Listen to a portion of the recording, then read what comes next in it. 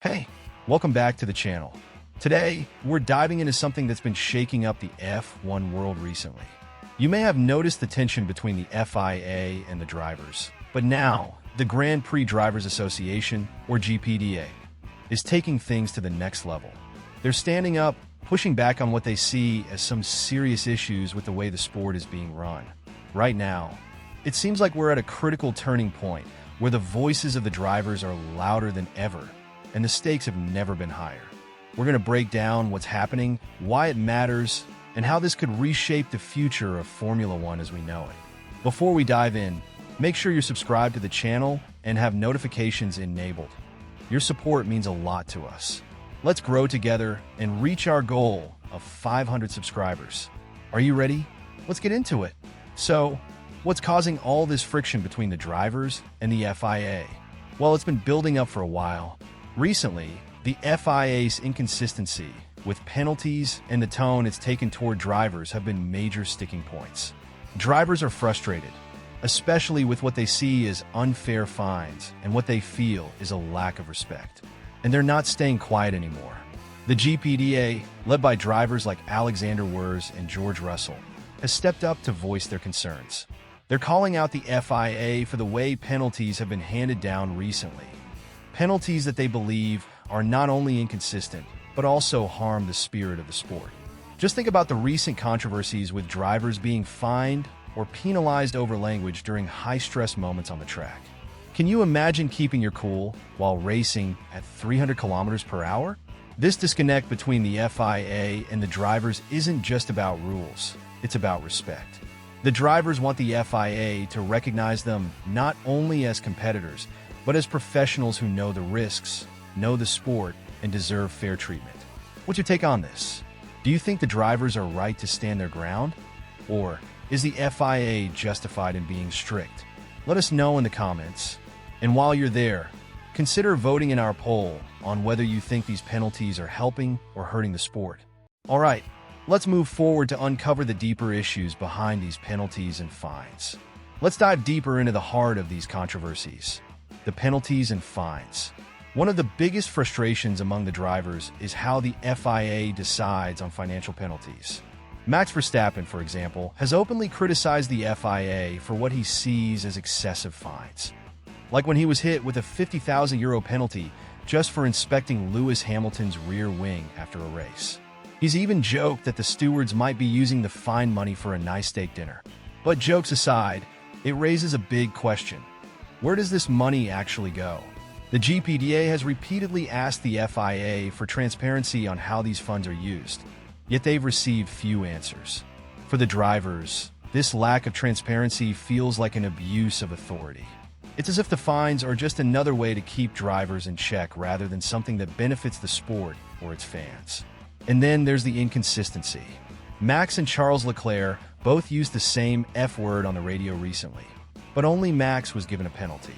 This selective enforcement frustrates not only the drivers, but also fans who see this as favoritism. How can the FIA expect drivers to respect the rules if the rules aren't applied fairly across the board?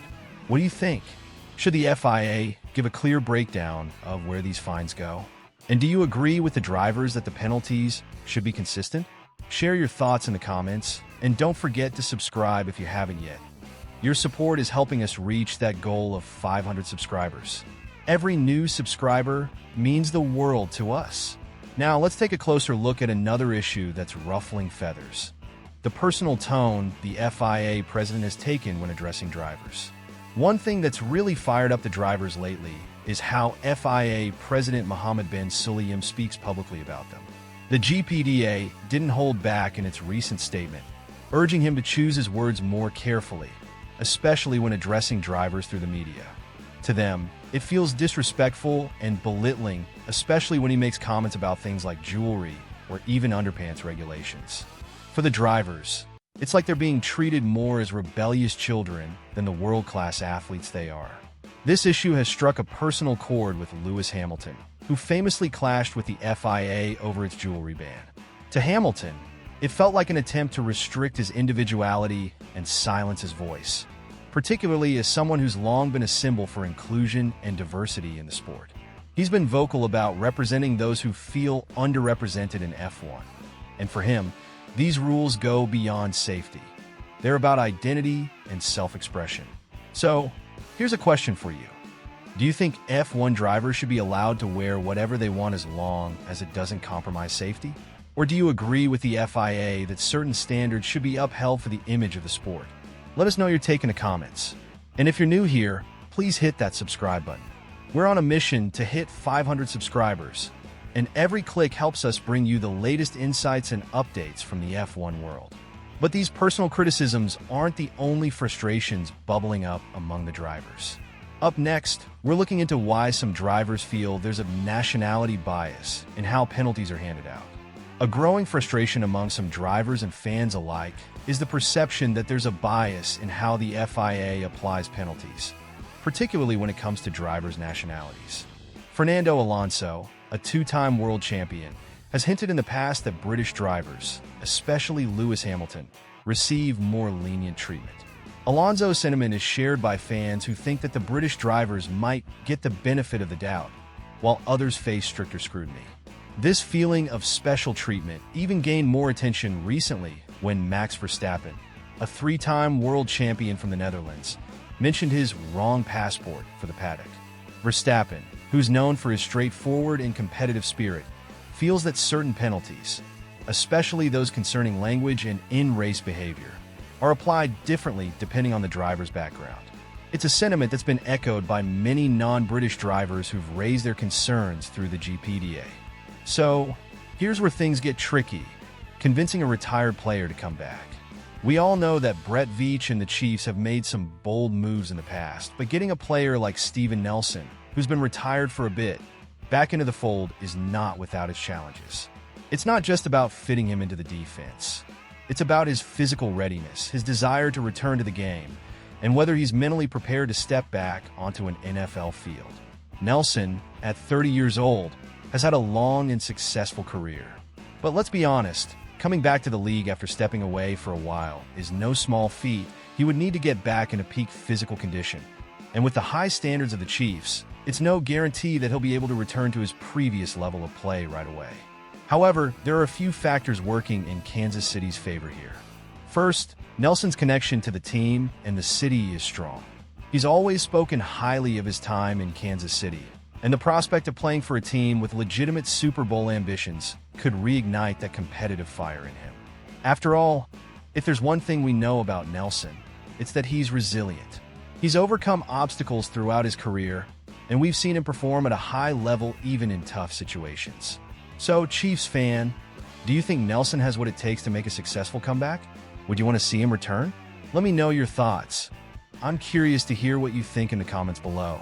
If the Chiefs do pull the trigger and bring Steven Nelson back, the impact on the defense could be huge.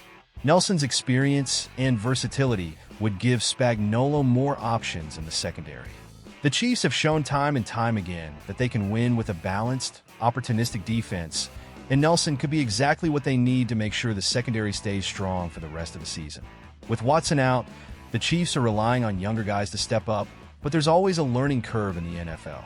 That's where Nelson's leadership and game awareness come into play. His ability to read the field, anticipate plays, and help direct the younger players would be invaluable. The Chiefs' defense needs that kind of steady hand, especially as the competition heats up in the AFC. But what makes this even more appealing is how well Nelson would fit back into Kansas City's culture. He's no stranger to Arrowhead, and he knows what it takes to succeed in this system. By reuniting with the Chiefs, he could help shore up a defense that has been a little vulnerable recently and give them that final push heading into the postseason. What do you think, Chiefs fan? Would Nelson's return be the perfect piece to complete this defense? Let's talk about it in the comments. And don't forget to hit that like button if you're enjoying this breakdown. Your support really helps us keep bringing you these updates. As we wrap up, Chiefs fan, it's clear that bringing Steven Nelson back could be a pivotal move for the Kansas City Chiefs. His experience, leadership, and familiarity with the system would provide immediate value to the defense, helping fill the gap left by Jalen Watson's injury. We've seen how important it is to have solid depth, especially as the Chiefs head into the stretch run of the season, and Nelson could be exactly what this defense needs to keep its edge sharp and ready for the postseason. Of course, the decision to bring him back isn't an easy one. There are risks involved, as with any big move in the NFL. But considering the Chiefs' Super Bowl aspirations and the potential fit with their current roster, it could be a move worth making. So, what do you think? Should the Chiefs make a push to bring Steven Nelson out of retirement? Would his return strengthen the defense and make a difference in the playoffs? Let me know your thoughts in the comments below. I love hearing what you all think. If you enjoyed this breakdown and want to stay updated with everything happening with the Chiefs, don't forget to subscribe to the channel and ring the notification bell. Your support helps us grow and bring you more daily content. We're aiming for 500 subscribers, and we can't do it without you. Thanks for tuning in, and as always, stay strong, Chiefs Kingdom. See you in the next video.